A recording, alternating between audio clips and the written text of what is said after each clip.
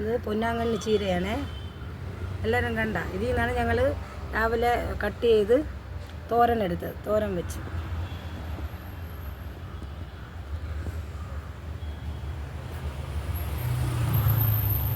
ഇതാണെന്ന് എല്ലാവർക്കും അറിയാമോ? ഇതൊരു ചീരയാണ് കേട്ടോ. നമ്മുടെ വീട്ടിൽ കൃഷി ചെയ്തതാണ്. ഇതാണ് പൊന്നാങ്കണ്ണി ചീര. പൊന്നാങ്കണ്ണി ചീര ഇതാണ്. പക്ഷേ ഇത് ഭയങ്കര ഔഷധമാണ്. കണ്ണിൻ്റെ കാഴ്ചശക്തിയൊക്കെ കിട്ടുമെന്നാണ് പറയുന്നത്. നല്ലതാണ്. ഞാൻ ഓരോരോ 2 വർഷം കൊണ്ട് നട്ടതാണ്. പക്ഷേ ശരിക്കും പടർന്ന് ഞങ്ങൾക്കൊരു തോരൻ വയ്ക്കാനുള്ളത് ഇതാണ് എടുത്ത്. ഇതാണ് പൊന്നാങ്കണ്ണി ചീര. എല്ലാവരും ഇതുപോലത്തെ ഉണ്ടെങ്കിൽ ഇത് വാങ്ങിച്ച് നട്ടിരുന്നതാണ്. ഒരിടത്തുനിന്ന് വാങ്ങിച്ച് നട്ട് അവിടെ നിന്ന് ഞാൻ 2 ഇതെടുത്ത് എടുത്തുകൊണ്ട് വന്ന് നട്ടതാണ്.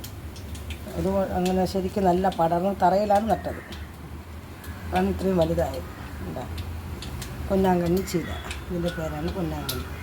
ഭയങ്കര ഔഷധമാണ്. കണ്ണിന് കാഴ്ചശക്തിയൊക്കെ നല്ലപോലെ കിട്ടും. ഇത് ഇങ്ങനെ തുടരെ കഴിച്ചാൽ എല്ലാവരും ഇതുപോലത്തെ ഉണ്ടെങ്കിൽ പൊന്നാങ്കണ്ണി ചീര വാങ്ങിക്കണം. വാങ്ങിച്ച് നടാൻ പറ്റുന്നവർക്ക് ചെടിച്ചട്ടിയായാലും നടാം. നട്ട് നമ്മൾ ആവശ്യത്തിന് എടുക്കാം. എല്ലാവരും ചെയ്ത് നോക്കണം കേട്ടോ. ഇത് തോരൻ വയ്ക്കാൻ പോകുന്നതാണ് ഞങ്ങൾ.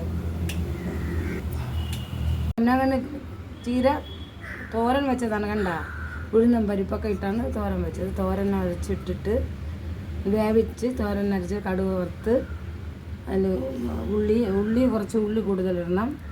കടുക്, മുളക്, പിന്നെ നമ്മൾ ഉള്ളി, പിന്നെ ഉഴുന്നും പരിപ്പ്, ഇത് ഇത്രയും കൂടിയിട്ടാണ് കടുക് വറുത്തത്.